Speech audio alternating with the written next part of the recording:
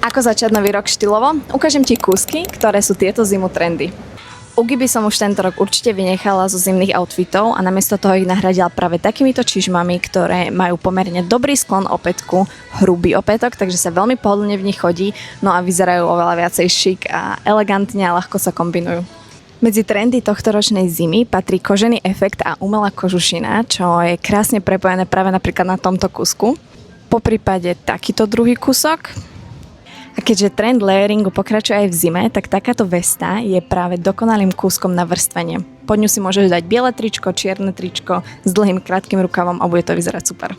No a myslím, že tento trend baklavy sme zachytili úplne všetci a nielen, že to je veľmi štýlové podľa mňa a dokáže to pekne doladiť a okoreniť trošku outfit, ale je to aj veľmi, veľmi praktické, lebo práve keď máš napríklad sveter a vonku je zlé počasie, môžeš to zachrániť touto kapucňou. A keď už máš svoj šatník vyskladaný z dostatočne jednoduchých a klasických kúskov, tak ho môžeš doplniť napríklad aj o niečo karované, keďže túto zimu bude veľmi fičať.